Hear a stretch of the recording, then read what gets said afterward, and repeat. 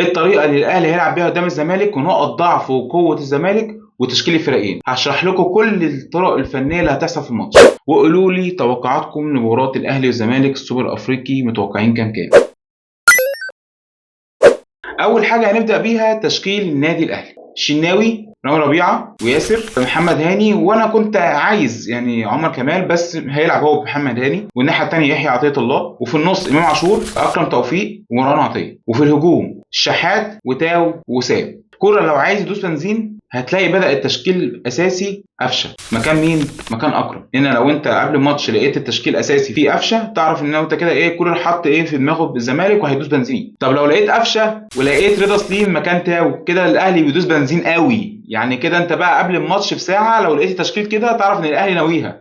بس الارجح اللي هو هيلعب بنفس التشكيل بتاع جورماهيا الكيني ذهاب وعوده. بالنسبه بقى لتشكيل الزمالك: محمد صبحي، عمر جابر، المسلوسي، حسام عبد المجيد. وعلى فكره حسام عبد المجيد ده اللاعب اللي انا كنت قلت لكم عليه، ده نقطه ضعف الزمالك في الدفاع. محمد حمدي هنا هيلعب في الشمال، وعمر جابر هيرجع مكانه في الباك يمين. وفي النص هيلعب بناصر ماهر ودونجا ومحمد شحاته، وناصر ماهر هيكون مكان عبد الله السعيد. وفي الهجوم هيكون زيزو والجزيري. وفي كلام بقى مصطفى شلبي ممكن يلعب بيبدا بيه اساسي او هيلعب مكانه مش لاعب. نقاط قوه وضعف الزمالك: هنبدا باول حاجه نقاط قوه الزمالك عنده نقطه ان زيزو ومصطفى شلبي لما بيكون في وقت هجوم الاهلي، يعني بيكون مثلا الاهلي بيهاجم، بيكون في تراخي لمصطفى شلبي وزيزو. لما الكره بتتقطع بقى من الاهلي ايه اللي بيحصل؟ بيكون على الهجمه المرتده في زياده عدديه لهجوم الزمالك في دفاع الاهلي، فدي لازم ناخد بالنا منها جدا جدا جدا. في الفتره الاخيره في ماتشات الزمالك كلها هتلاقي ان في شوط من خارج المنطقه. عايز اقول لكم ان خط الوسط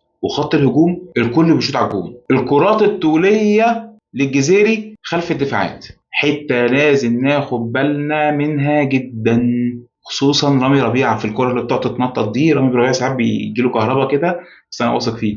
بالنسبه بقى لنقاط ضعف الزمالك: تقدم الخطوط كلها وقت هجوم الزمالك بيكون في مساحات ورا، وده بان في ماتش طلائع الجيش. الحاجه الثانيه بقى كمان اي اوفر وعرضيه على دفاع الزمالك بيكون خطر عليهم. حسام عبد المجيد في الاوفرات ما بيعرفش يطلع الكره براسه، يعني ما بيعرفش يطفش الكره براسه، لازم يطفشها كده.